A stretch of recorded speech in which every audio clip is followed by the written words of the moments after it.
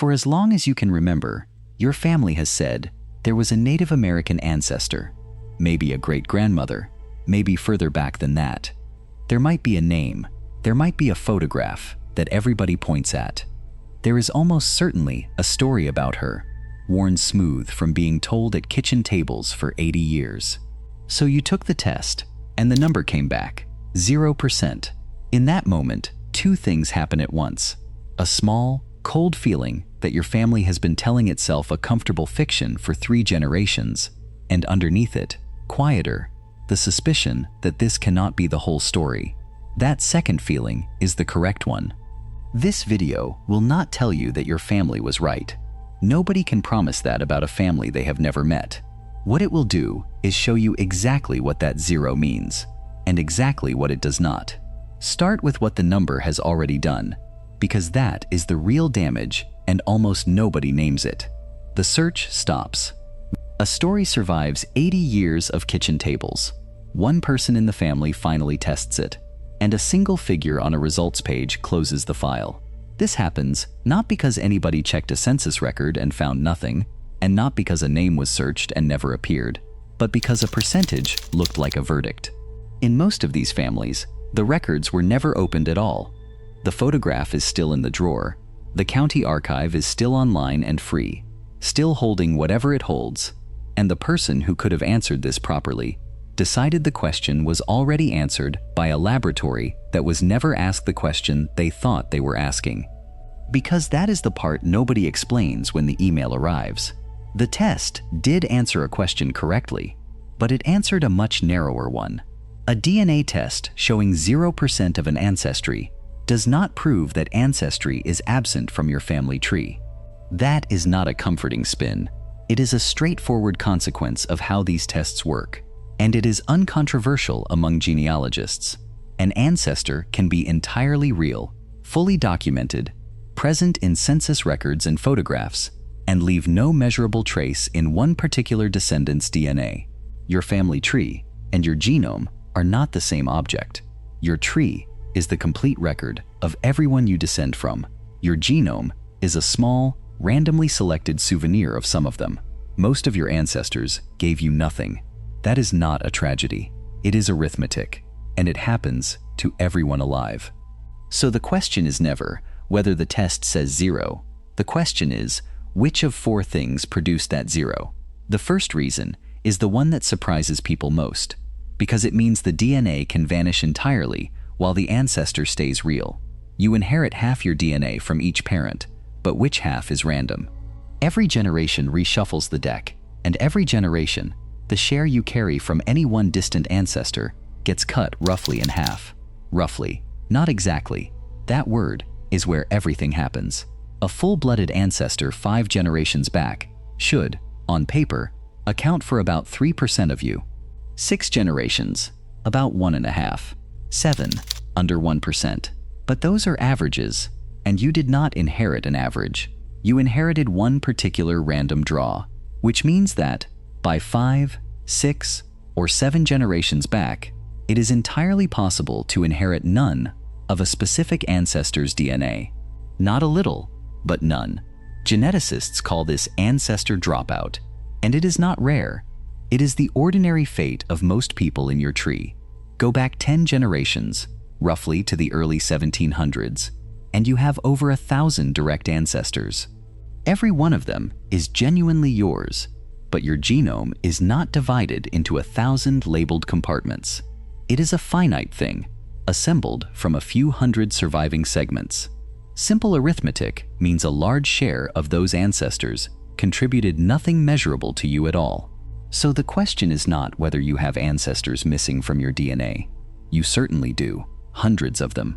The only question is which ones. And a single indigenous ancestor, 6 generations back, sitting in a tree that has already discarded most of its occupants, is one of the easiest to lose.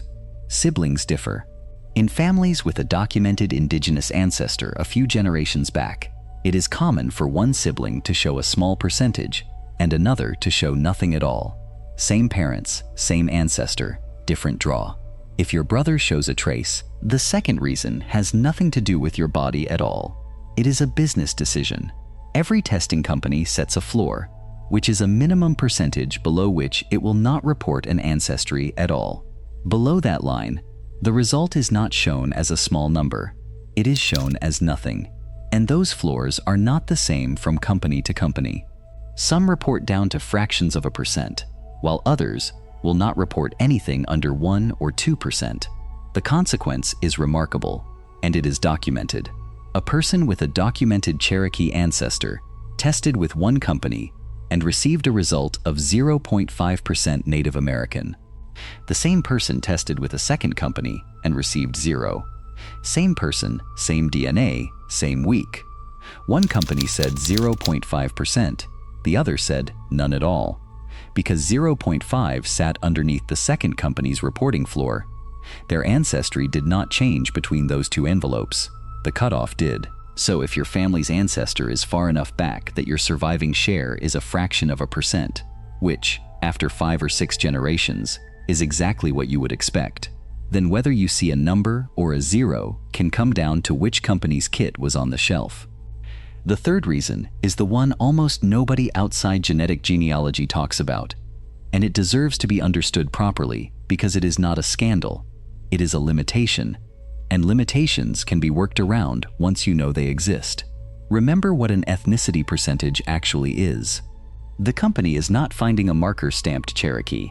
It is comparing your DNA against reference samples, which is DNA from living people whose deep ancestry in a place is documented, and asking which group your segments most resemble, which means the estimate is only ever as good as the reference samples available. And for Indigenous American ancestry, the available samples lean heavily on populations from Central and South America. Those are the reference datasets that exist at scale. Indigenous nations of North America are, by comparison, underrepresented in these panels. There are real reasons for that, and they deserve saying plainly. Genetic research has a documented history of taking samples from indigenous communities and using them for purposes those communities never agreed to. A number of nations have concluded that participation is not in their interest. That is a considered decision, made for good reasons, and it is theirs to make. But it has a consequence for you, sitting with your result. A trace of North American indigenous ancestry is being measured against a yardstick built mostly somewhere else. A signal that is already faint after 6 generations is being compared to reference populations that are related to, but not the same as, the ancestors your family actually described. Faint signal, imperfect yardstick, and sometimes the answer that comes back is 0. The fourth reason is the simplest, and it is the one that is easiest to fix. There is more than one kind of DNA test, and they look at completely different things.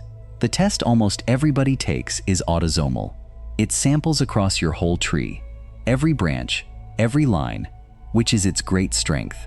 But it samples all of them thinly, and it fades fast with distance. Past about 6 or 7 generations, it goes quiet.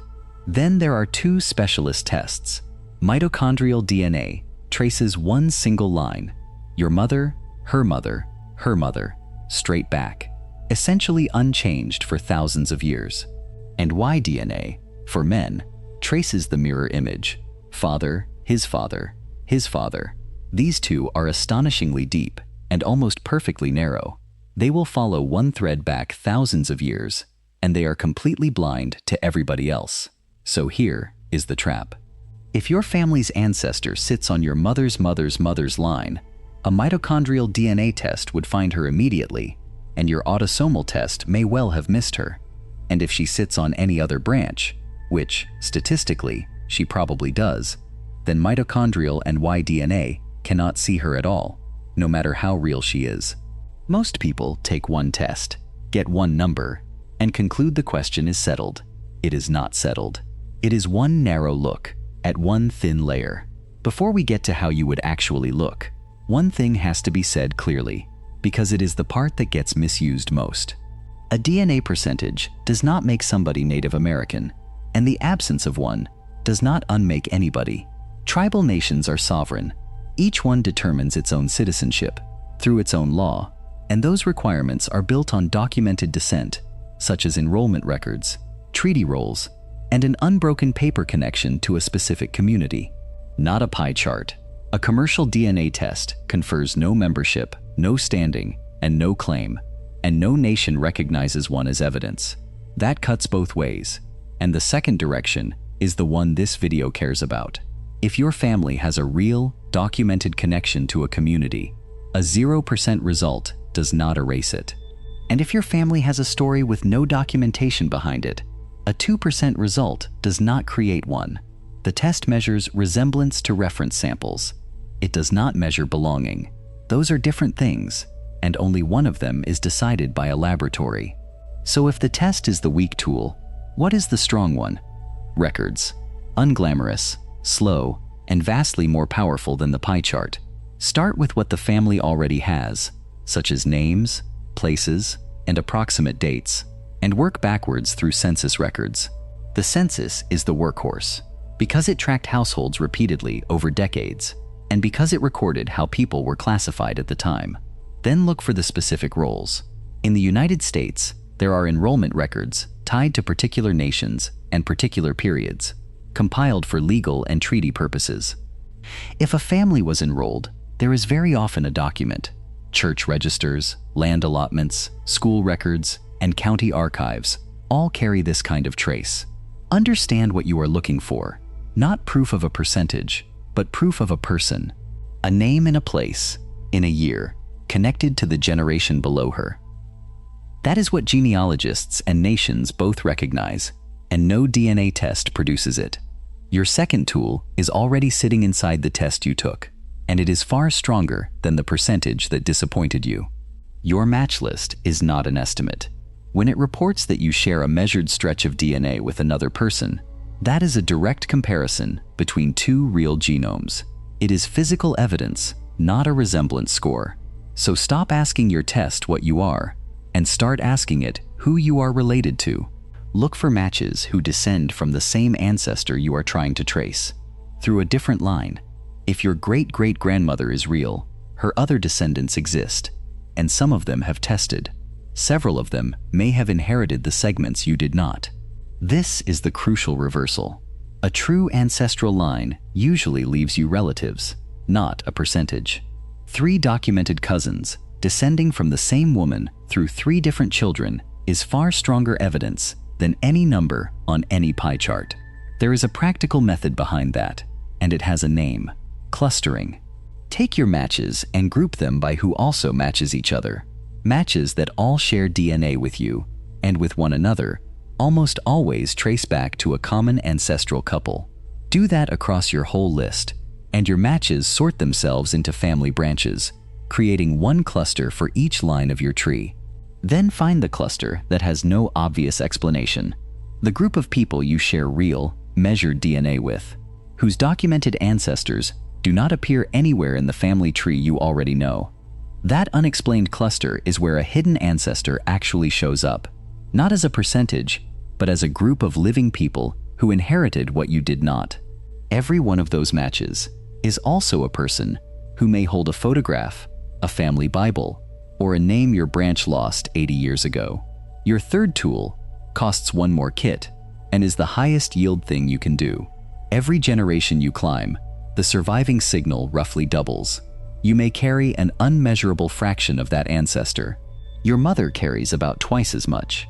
Your grandmother, if she is living, carries about 4 times as much, and her result may show clearly what yours could not. So test the oldest living people in your family, and do it now. That is not a genealogical point. It is a practical one. Every year that passes, generations of evidence become permanently unavailable.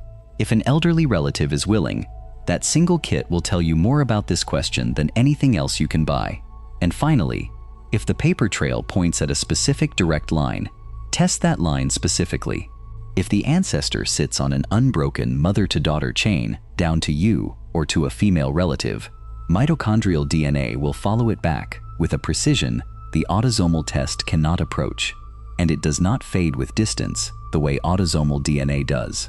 If she connects to you through an unbroken father-to-son chain, Y-DNA does the same on that side, testable through a male relative in that line.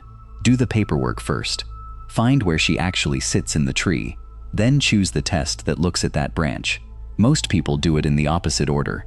Buy the general test, get a number, and stop. There is one more thing worth preparing you for, because when families finally do the records work, the answer is often not a simple yes or no. It is a fifth possibility that nobody expected, and in almost every case, it is a better story than the one they started with. Here are the 4 explanations that come up again and again. First, the ancestor was real, but not from the nation the family named. This is extremely common, and it is not really a mistake. For generations in much of the United States, Cherokee functioned as the default word for indigenous ancestry of any kind. It was the nation most Americans could name, so a family with a genuine indigenous ancestor, whether Choctaw, Catawba, Powhatan, Lumbee, Shawnee, or from a community whose name was never written down at all, often preserved the fact and lost the specific details. The memory was accurate, the label was borrowed, and when the records finally give you the real nation, you have not lost your family story. You have got a sharper one, attached to a specific people with a specific history. Second, the ancestor was classified as something else entirely. This one carries real weight, and it must be handled carefully because it touches the actual machinery of American racial history. In many periods and places, the categories on official documents were assigned by a clerk, not chosen by the person. The same individual could appear as white in one census, mulatto in the next, and free person of color in a third. It was the same human being, reclassified by whoever held the pen. Families living in that reality frequently did know they were different in some way, and passed the fact along without the specifics. Sometimes the surviving story became Cherokee because that was the safest explanation available at the time, a way to account for a complexion or a community without naming an ancestry that carried real legal danger. If your search leads there, you have not found that your family lied. You have found what they were living through and why the truth arrived to you wearing a different name. Third, the connection is real, but not by blood. Family trees are not only genetic, ancestors were adopted, raised, taken in, married into communities, and counted as kin by people who meant it. A great-grandmother who was raised within a community, or who married into one, is genuinely part of that family's history. She simply is not part of its genome. DNA is completely blind to this, and it is one of the honest limits of the whole enterprise. A test can tell you about inheritance, but it knows nothing about belonging, about who raised whom, or about who a family counted as their own. Fourth, the story is older than the ancestor, and sometimes the trail leads to a beginning rather than a person. Some family stories began not with an ancestor, but with a question, such as an unexplained feature, a relative nobody could place, or a gap in the record where a name should be.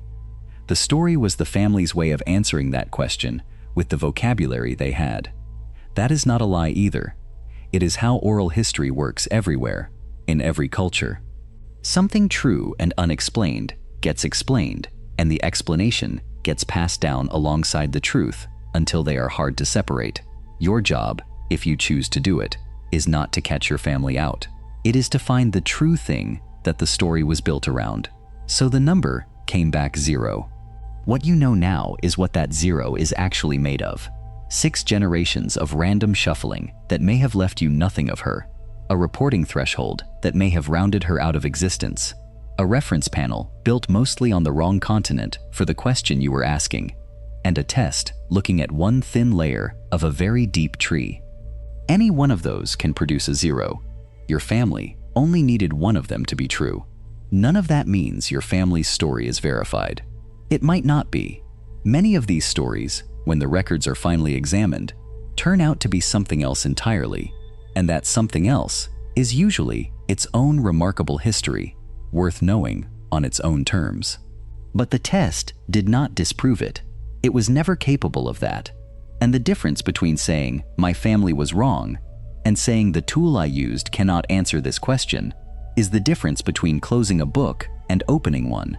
She was either there or she was not. That answer is in the records, in the match list, and in the memory of your oldest living relatives. And every one of those is still reachable tonight. The percentage was only ever a rumor about your ancestors. The documents are the testimony.